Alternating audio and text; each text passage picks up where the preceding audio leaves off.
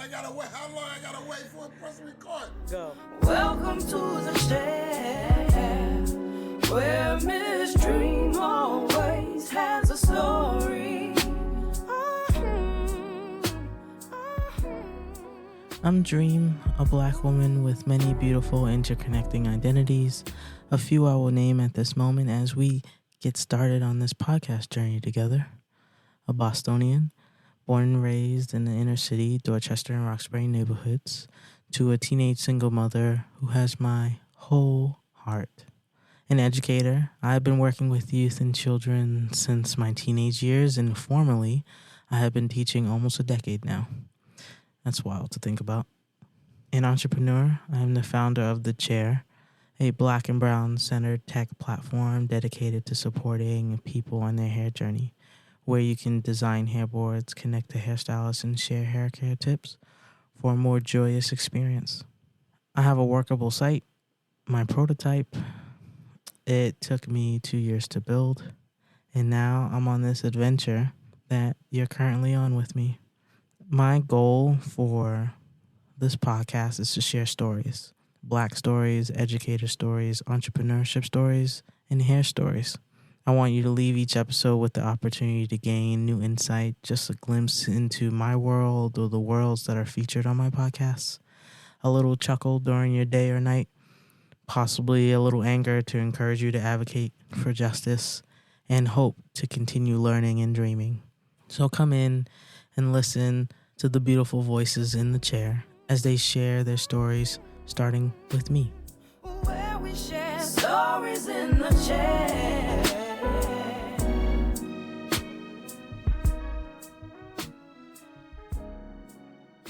Hello, beautiful people. This is Jadine. Jadine, can you please introduce yourself?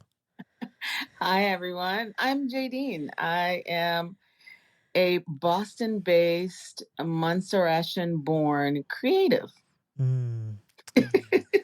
That is almost 7 years ago now, online. When I was in China, this lovely lady was commenting on all of my stories, and I was like, I don't know who this woman is, but you were always just so positive. And then, of course, I started to creep on your page because I was like, she's reading every story. and I was like, oh, she's in costume. I was like, oh, she sings and oh, she's doing all this stuff. And I was like, I don't understand how her algorithm came into mine, but I was grateful for it because I thought it was just a beautiful moment from across the seas. And then I came home and realized you somehow cross paths with my mother, and then we figured out who you were.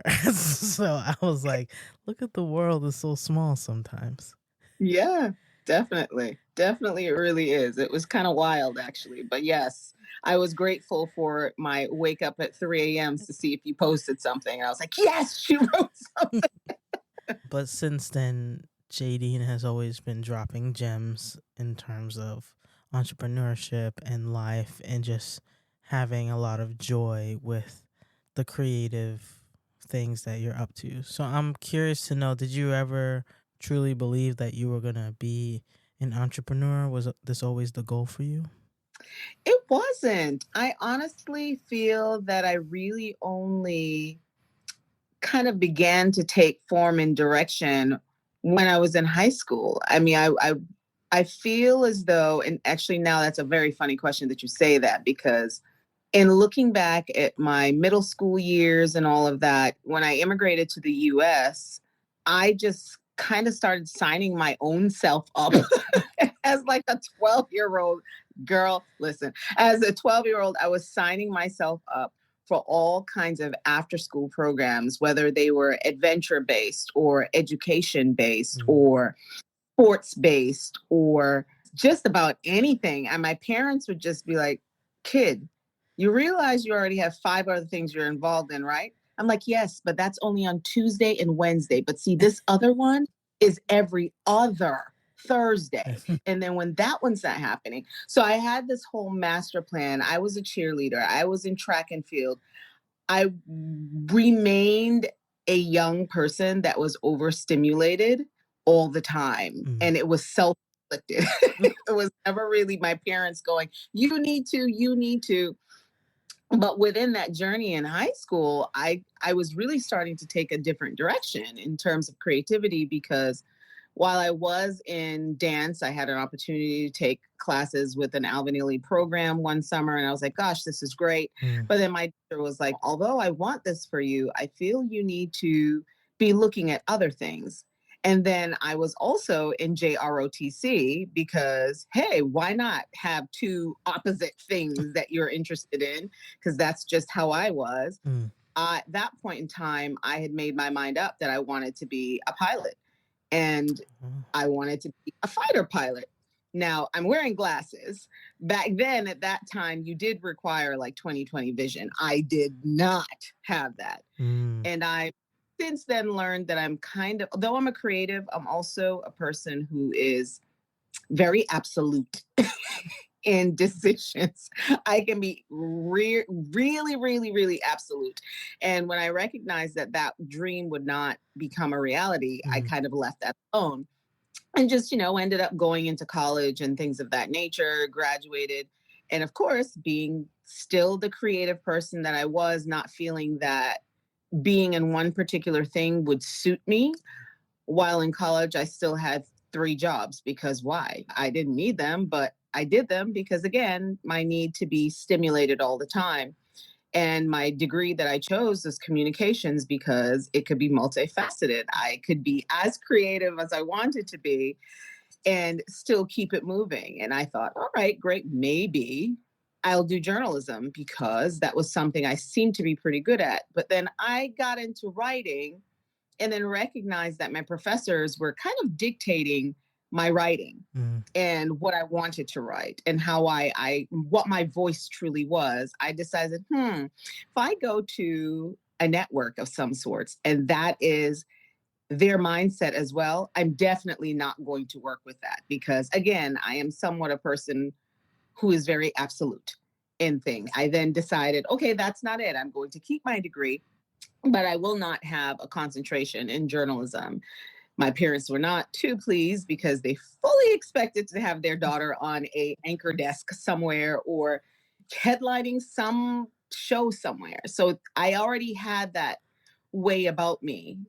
And it seemed to make sense to everyone with the exception of myself because I began to believe that dream too. And then I was like, I don't really think that's it. So when I graduated college, everyone else had jobs. I had not had anything lined up. And then I fell into retail.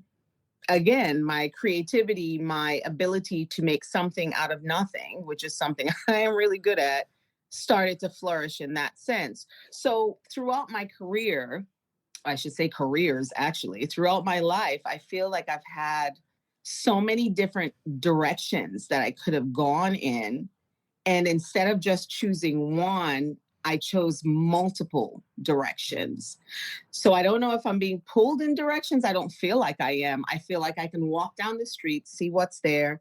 Oh, I like this. I'm going to work on this. I'm going to do this. And, oh, you know what? I feel like this connects to that. So I found ways to connect this very octopus-like person that I am with the many different things that I do now.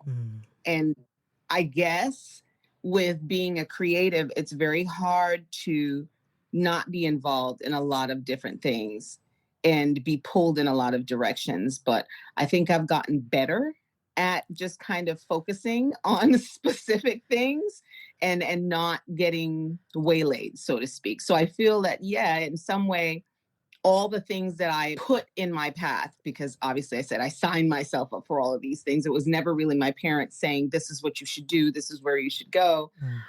Within those avenues, I've kind of created spaces for myself unknowingly. Where we share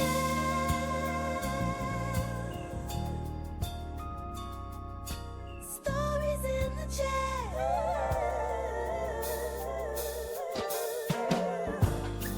Look, it's my commercial. We will be right back. It's more than just a bad hair day. It's a journey. Finding the right hairstyle isn't easy, nor is finding the right stylist or the right products. Looking in every corner of the web gets messy, overwhelming, and exhausting. All the ads, the articles, the products, the videos, it shouldn't be this hard, but it is. And now, it isn't. The Chair. A black and brown centered platform where you can design hairboards, connect to hairstylists, and share hair care tips for a new joyful path on your hair journey. Avoid the clutter, save yourself hours, months, and even years of research and poor trial and error. Everything you need and only what you need is in one place. Hairboards made by people like you, for you. Find the right products, the right people, the right answers for you, stress-free. Join the Chair community and make every day a great hair day. When you share your pain, you allow others to help you. And when you share your success, you help others get theirs. Lean on the Chair. We got you. No stress, no strife. In the chair, the chair, the chair. All right. What are the tentacles now? The root of it all still remains the creative of my company, Dove and Donkey, which creates bedding, textiles for the home, and they're all consciously crafted. So that creative juice of mine is still there. That know-how and knowledge and experience that I have from retail, which I gained because I decided not to use my degree for journalism or broadcasting or, any type of graphic portion. I still had that foundation that allows me to step in front of a client, that allows me to step into any boardroom and have an intelligent conversation and understand what direction my business needs to go and does not need to go.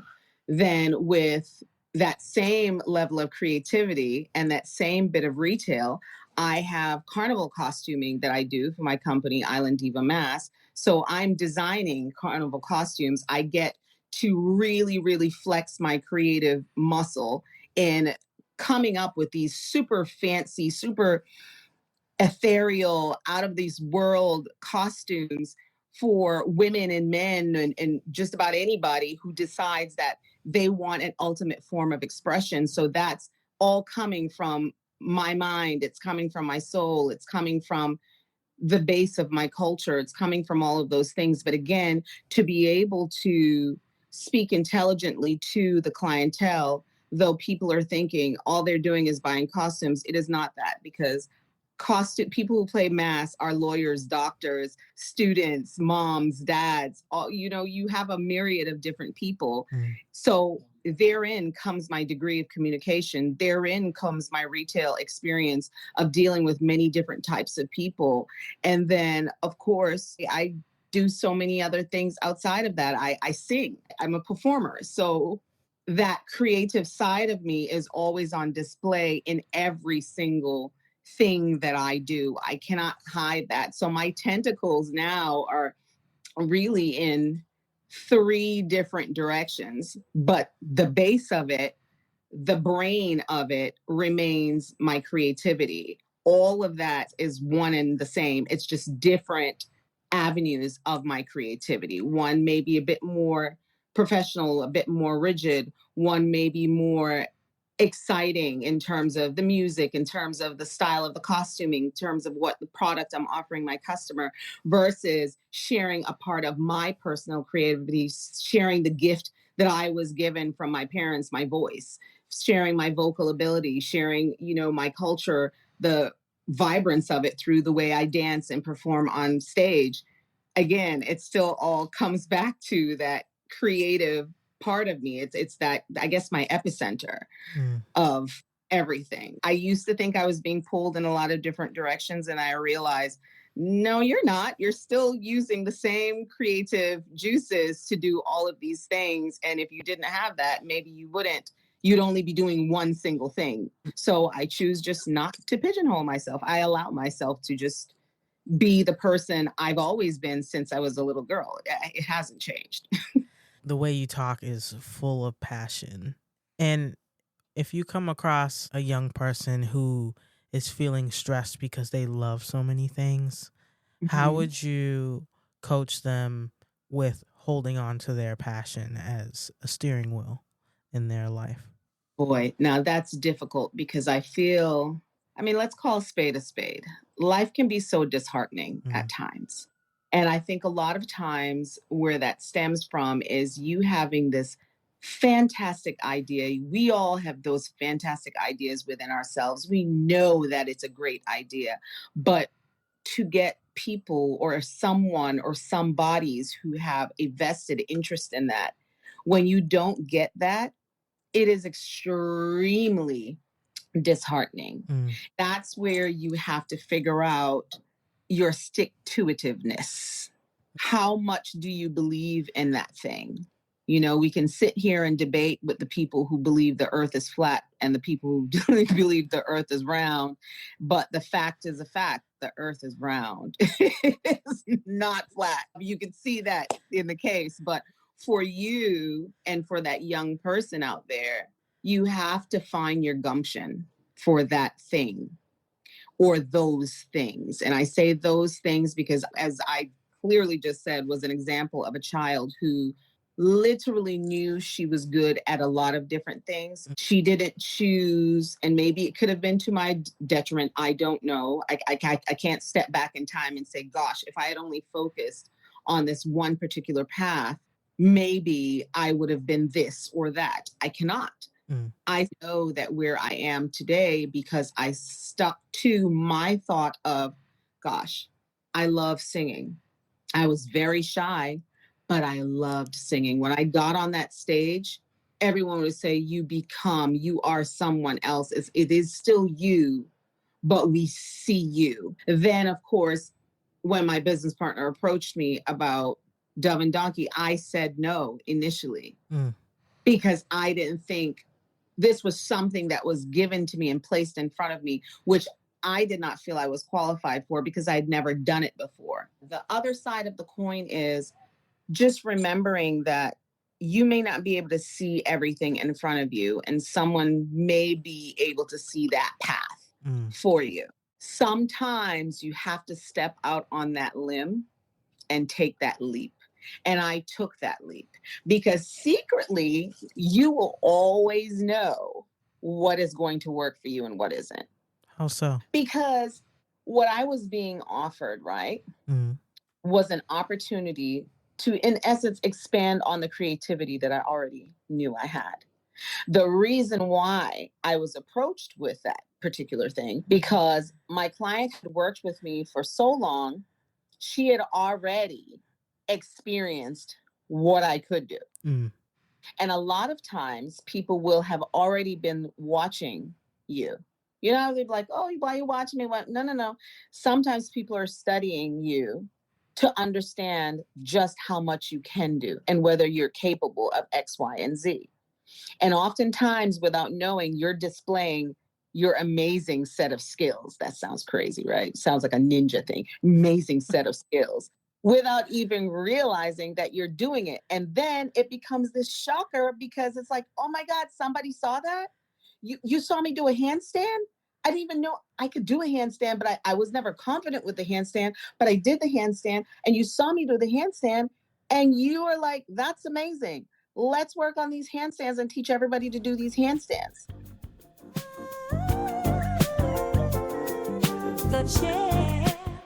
Oh, and if you're interested to learn more about my experiences as a Black woman and educator in Guangzhou, China, I wrote my first ebook titled Nowhere and Everywhere, Captured Emotions of a Beautifully Broken Love Story. It is on lulu.com. Take a read and see some beautiful photography of mine. Enjoy the rest of the show.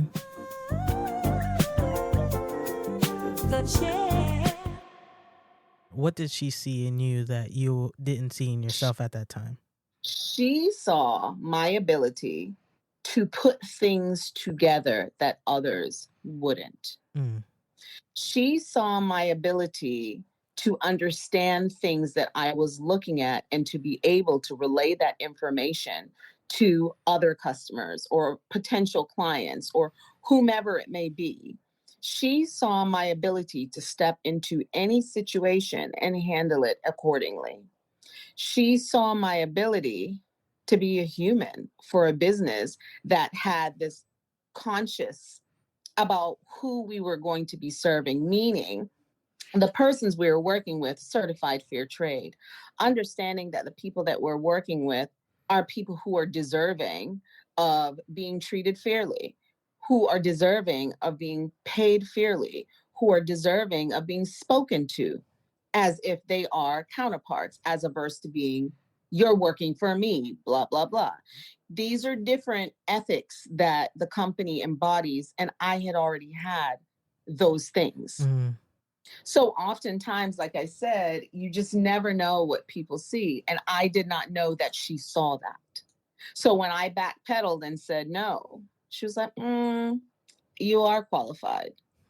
You are absolutely qualified. Then I had to look inside myself and then think back of all the years that I spent in retail, my 4 years of college, knowing that if I had to pen something, I could do it well.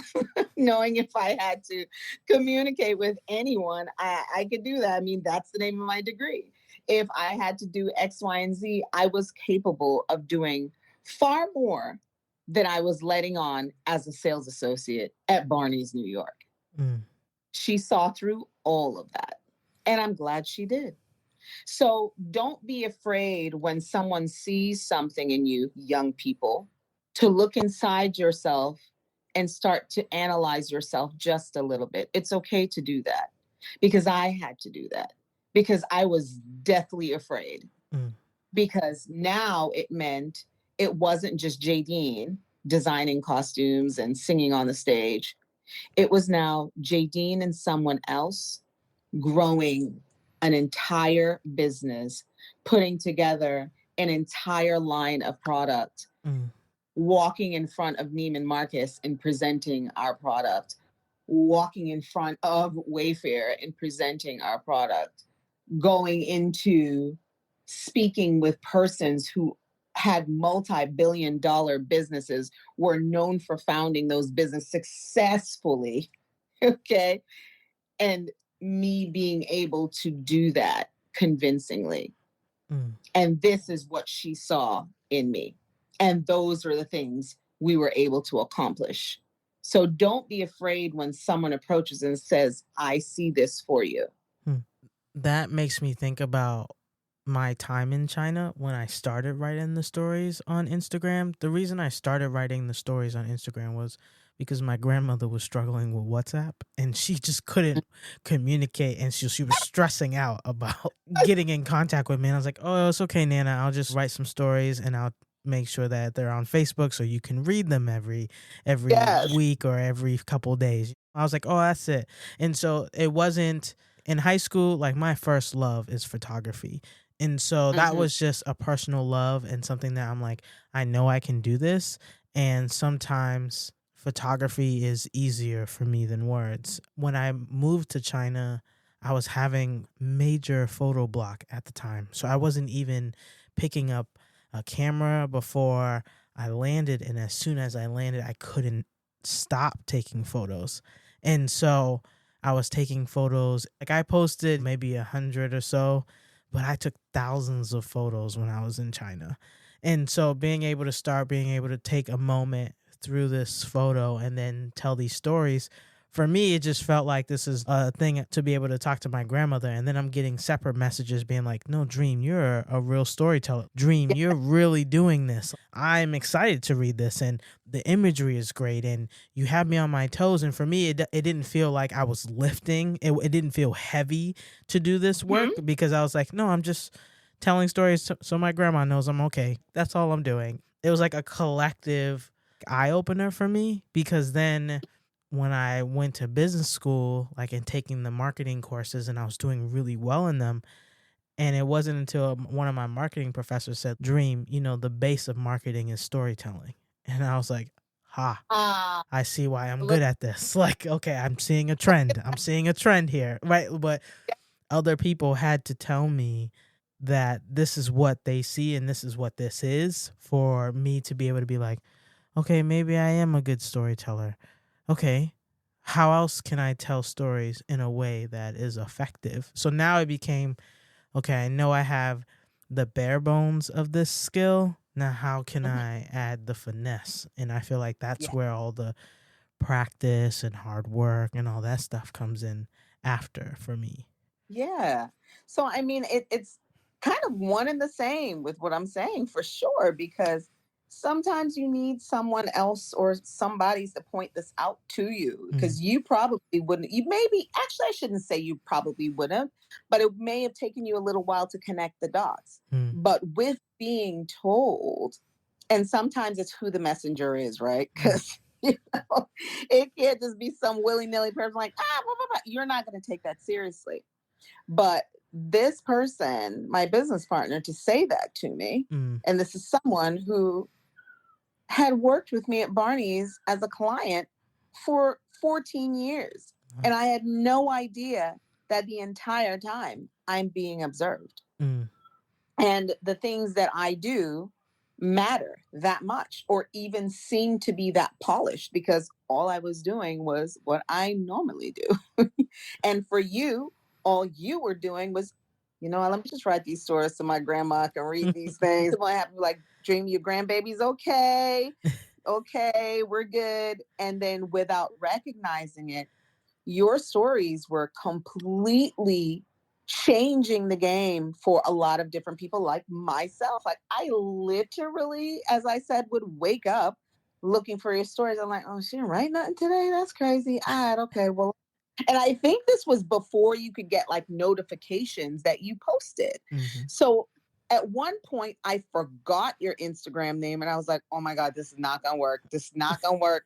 And I was racking my brain. And one morning I just got up and I was like, let me just keep scrolling. I'm going to find her. And I found you. And I was like, oh my goodness, look how long it took me. And I think you had 2 stories posted. And I was like, oh, it's like you missed that episode. You get that second episode. It was great. But again, it's that thing where you just don't know. For you, your center remains your ability to tell a story. And then everything else that you do on top of that kind of comes from that energy, comes from that source. Your creativity portion, yeah, that's the same thing too. To tell a story, you have to be able to retell it creatively, truthfully, in a way that people are happy to just digest it. And that again is that essence of self. You're putting that piece of you, I put that piece of me into something. We're not machines. We're not meant to be machines. That's just not how it works. So again, to circle back to that young person who's trying to figure things out, it's okay to try a couple of things. Yeah. And also okay to be uncomfortable with where you are, because being uncomfortable forces you to learn, to move, to try, to keep going, to do different things. And in doing different things, you learn so much more about yourself. You discover so many other things that you didn't even know you were great at. Granted, you learn the things you suck at too. Yeah. That's a given. That's a given. No one is great at every single thing, I promise. Because again, we're not machines. And even machines aren't great because they don't have emotion. They don't have a connection to things that are. We do. Yeah. And your ability to tell your stories come from your experiences. It comes from your emotions. It comes to the things that you're experiencing in life.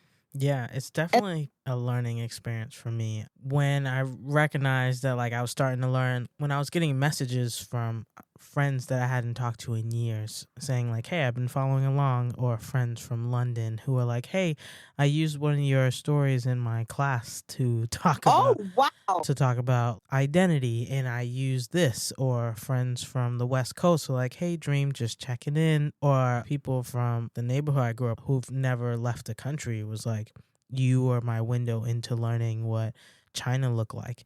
Yeah. And so when I was thinking about that, thinking about the practice of it, so I come back home, and then we're entering into the pandemic, and then the reemergence of Black Lives Matter, and then there's so much sadness and frustration and protest. And then I did like a 30-day series on my mom, because I was seeing so many photos of sad Black mothers, and I was like, I want to do 30 photos of my mother so everybody knows in my world that Black women can have multiple facets and multiple smiles, and you don't only see these sad photos. And a lot of those photos, I was getting messages from a lot of white friends who I went to high school with who were like, I didn't know the nuance in the experience. Being able to say like, this is my tangible, connected story to my mother. Also, these are my mother's stories that she gave me permission to tell, that I'm seeing through my lens, to be able to share. This is my mother and this is our experience, but also this is what one version of Blackness can look like. And so when it got the same type of energy as my stories in China did, I was like, okay, so this is what this can look like. So I think it was like a moment of understanding of myself better as a storyteller, as a writer, as a person who loved photography, and being able to feel like through imagery and words, we can get closer to the people we love and the people we don't truly fully know. Yeah. Well, Jadine, thank you so much for sharing your stories in the chair. I truly, truly appreciate it. Oh, you are so welcome. I'm sure I went over time. I'm such a gabber. I just be talking. I really hope I made sense to your listeners, because I like to talk, y'all. I talk. I just let it go. And Dreme, you've made this such a wonderfully simple way to have a conversation. I really hope that your listeners know how much of a gem you are, and just how important some of these conversations are, whether they're happening in a casual place or places that are more formal. These are the conversations, these are the stories, to use you as an example, that we must tell. We cannot gatekeep this information. Stop. Gatekeeping does not allow people to learn who we are. We cannot let other people tell our stories. You must tell your story. And by telling your story, that begins your legacy. Welcome to the chair, where Miss Dreme always has a story. Thank you for listening to an episode of The Chair. I, of course, would love your continued support. Let me know what you think of this episode by doing all the things. Subscribe, comment, and come back next week, every week. Enjoy the rest of your beautiful day, or if you are like me, enjoy that moonlight and that one star under all your city lights. Love you. Talk to you later. The chair. How long I gotta wait for a press record? Go. We support her. Shit. Do your... Welcome to the chair, where Miss Dreme always has